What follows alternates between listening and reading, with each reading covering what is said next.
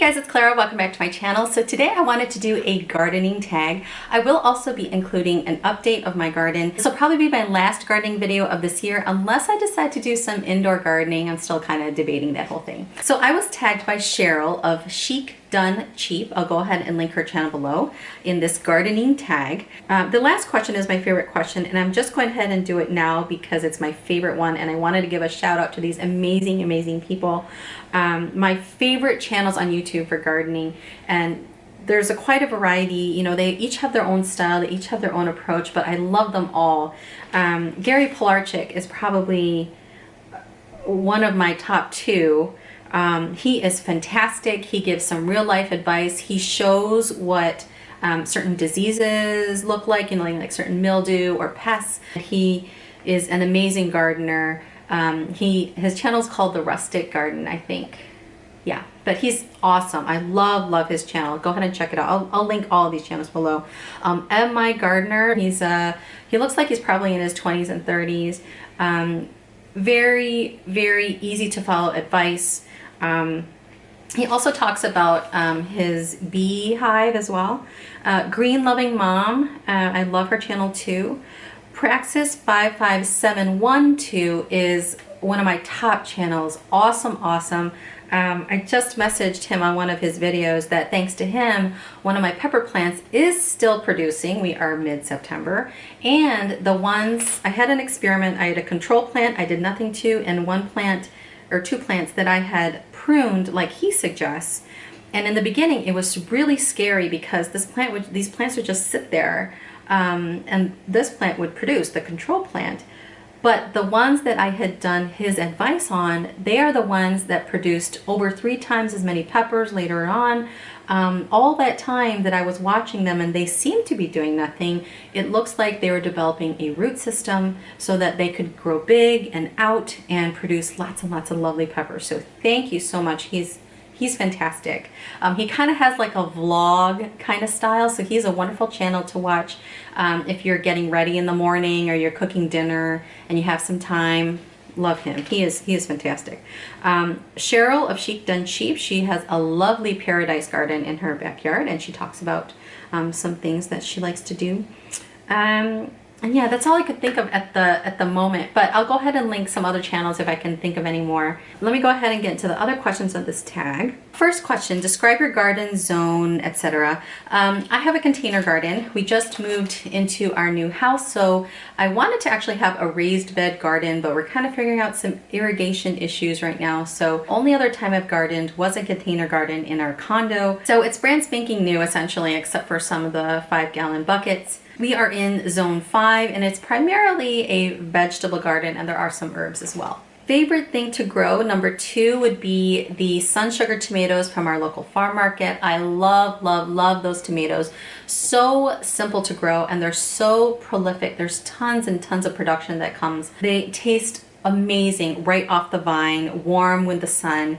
And it's also a money saver too, because these plants are something like $2 when I initially buy them. You buy sun sugar tomatoes in something like this and it could cost like $6 sometimes, and from one bush you're able to get several of these. So yes, I love sun sugars. They are kind of like a sweet citrusy tomato. Number 3, something you wish you could grow, I would say, are fruits. I haven't tried it yet, but I suspect I would be up for a battle because we have a ton of squirrels in the backyard. We have a lot of rabbits. I never disliked rabbits before we moved here. So we love the woods. We don't like some of the pests that come along with it. And I know it's nature, let it go, whatever. But yeah, fruits I think would be a bit challenging to grow, and I don't know if we have any room for some of the trees that I would like, but we'll see someday. I actually had just ordered a calamansi is the Tagalog word for it. The English word is calamondin. It's a citrus plant that you could grow inside, and I bought that from Four Winds Growers. I've heard really good things about them. This is not a plug for them. I'm not, paid at anything. So we'll see how that goes. I should be getting that tree pretty soon. It's a small tree. Anything I regret planting, I am so horrible at growing zucchini. I've only done it twice and I've been awful at it. And I've done so many things with fertilizing and spraying and different kinds of watering techniques and whatever. Come to find out, you know what, next year I'm just gonna take Gary Pilarchik's advice and use the 7 dust. I know, toxic, I know, but I'm gonna do it. If I wanna do zucchini. I might skip a year just to get over it because I'm still so mad that this plant, which takes up so much space, pretty much got me nothing this season. So it's all a learning experience. I approached this garden this year as a learning experience. I especially like Praxxus 5572, I think. His approach to gardening, and a lot of my favorite people, their approach to gardening is you only do what you can, and nature decides whether or not you're going to get any fruits of the production. So, you know, kind of relax a little bit. It's a good metaphor for life that you have only so much in your control. Another reason that I like gardening as well. The biggest challenge would have to be the moths. So the squash vine borer moth and the white moth, they love my lettuces and kale, etc. And I've sprayed neem oil. I've tried other kinds of sprays.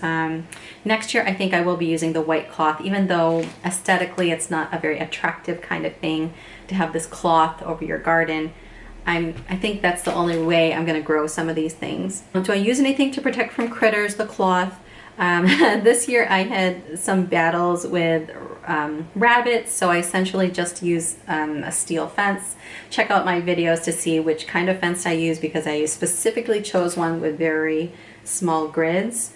I did not put a roof over it. I found out that I did not need to, but I made it in such a way that I could still do so if need be.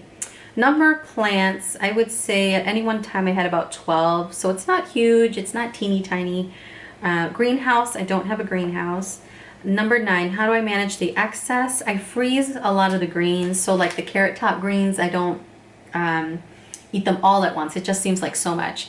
So some of that I freeze and then I'll use for soups and stews later on. I give a lot away to my mom and my sister. It's kind of like an incentive to get them to drive out to where I am, you know, so yeah, it's kind of nice to have your own home-grown veggies and herbs especially. Do I ever preserve items? No, I haven't done that. I haven't gotten into that. I like the freezing. I think it works for us. I don't have so many items that I would do that, but I would try it in the future. I think if I were to go to a farmer's market and buy peaches or blueberries by the bulk, I think I would try it, maybe even learning how to do some jams and such. Number 11, anything you would grow to store later. Herbs, I would. So, you know, I'm probably gonna be preserving some of the herbs I have now so that in the winter we have something that's our own. So the basil, the oregano, the thyme, that kind of thing. And that is it. We're just gonna do a final garden update. So we'll start over here since we're over here. This is the zucchini plant. It got huge. I didn't do any fertilization really at all. It kind of surpassed or outgrew the second plant, so it kind of took over.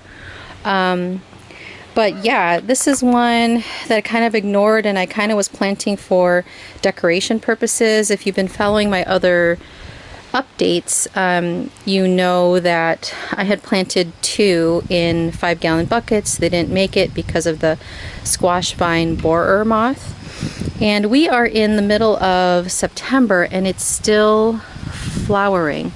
So there's probably not enough time for it to grow very much. So I'm probably just going to eat the flowers. And look under here, you could see that is mildew. See that white leaf under here? And then this is signs of mildew, so I will have to spray these with some neem oil solution today. Versus this pattern, see how different it looks? That's not mildew, that's just part of a mature zucchini leaf. And I did end up planting the rosemary, although it's starting to be overshadowed by this zucchini plant. But I'm hoping this will last here and, you know, make it through the winter. I don't know if I need to cover it. I might cover it just because it hasn't had time to really develop many roots.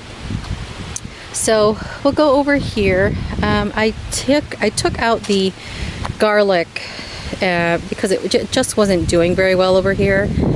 And I replaced some of the soil and I planted some French breakfast radishes on August 24th, and they grow pretty fast. What I'm finding though is that because I'm removing a lot of the leafy greens in the garden, the kale is gone, that the white moth now likes the radishes. She didn't like the radish before, but now she wants to plant her eggs here. So that's what all these holes are. So that's signs of caterpillar damage, if you ever notice that on your plants.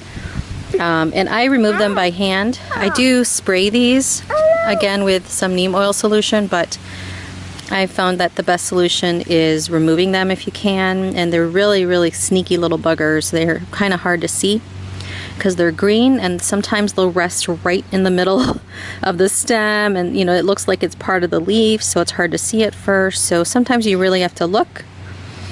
But yeah, so I'm just going to see how these radishes do here. This soil is not very well draining soil, so they might not do well. Again, this year is more of an experiment, so I'm still learning. And finally, my green onions took off a lot better. They're starting to fare better. I don't know whether that's because of the recent heat, but I probably will have to pull those out soon. The spinach, again, so I had took out a lot of plants, you know, the old lettuce and kale from the spring, etc., and I mixed it with some other soil, and I think the soil is not well draining enough. So I think I have to add some perlite. It's too late probably, but see, only one of the spinach seeds came up, and all these other weeds came up too, which might be another reason why the spinach is having a hard time growing. And this is where the carrots were. I just pulled them out shortly before the video. I took out one of the cucumber plants. It did produce 2 or 3 cucumbers, as did this one. This one I'm leaving just to see what happens. I have a few little flowers, and then this little one here. Cucumbers grow fast. I'm kind of impressed. I've never grown cucumbers before. So this is what carrots look like when you don't thin them aggressively, meaning you don't space them far enough.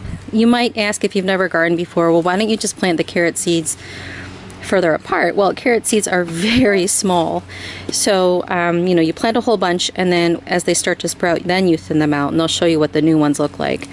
Let's see, I thinned them out late, so they didn't have much time to develop and go down as they would when they're really young. So we'll step into the fenced in area. I just took off a bunch of peppers here, and these are smaller peppers, but they're very strong actually. So these are bell peppers, but it's almost like the taste is more concentrated, if that makes any sense. So I'm still producing peppers. We're just gonna see how things go. I might let it, you know, somebody comment below if they've had experience with harvesting seeds from these bell peppers. You know, do I let the plant die? You know, do I let these fully ripen and let it ripen on the plant and die first before I harvest the seeds, or can I just take this now and, you know, save the seeds now? I don't know. I have no idea. So this spinach is doing really well. This is one of those pods that you can plant from Miracle-Gro. You know, they sell those pre-made pods, and this was on sale for like less than $1 or 25 cents or something. So it's growing really well, but these peas are not. And again, I think it's part of the new soil I had planted. Look how dense it looks. You know, you see some other particles, some lighter particles, but I think it needs more perlite. I think these aren't draining well enough, you know. So with a container garden, you really need to have things like perlite to drain the soil so it just isn't wet like a sponge the whole time.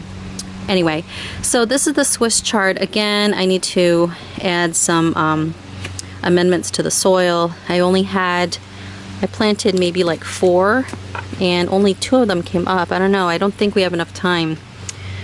Yeah. So, but this, I think this is the marigolds actually. The leaves look very different to me.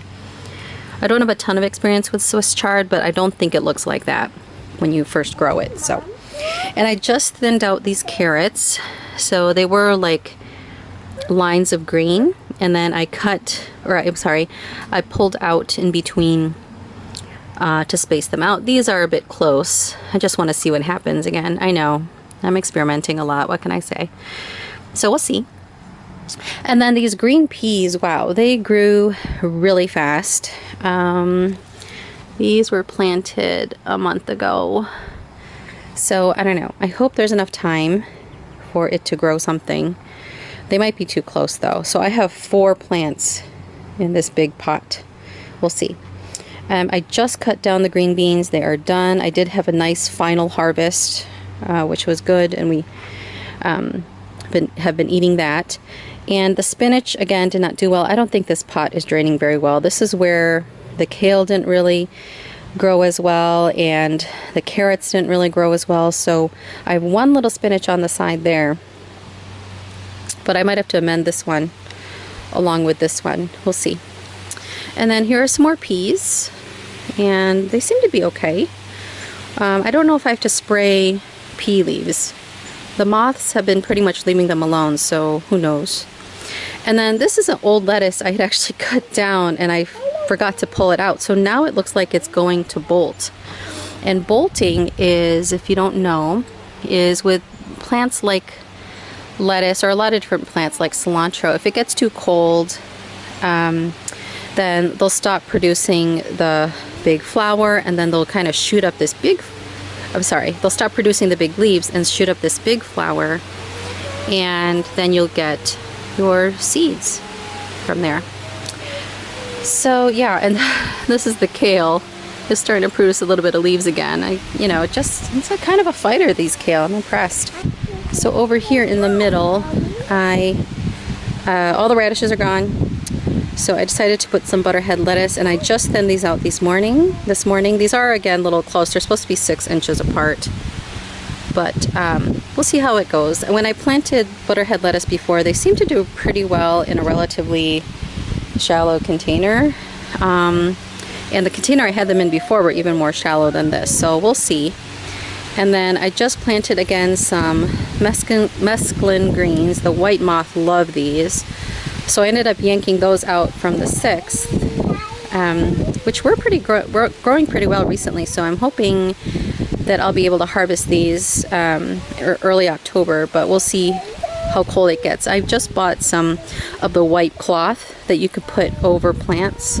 So I might put it over these just to protect them from the moth if the moth is still out and about, and also to kind of warm these plants up a bit because it is getting cold. This morning it was like coat weather almost where I live, and I'm in zone 5. So anyway, so that is it. If you are growing anything this fall, if you've been harvesting anything lately, I don't know, is it too early for pumpkins? It seemed like it might be. Do let me know, and thanks so much for watching, guys. Take care.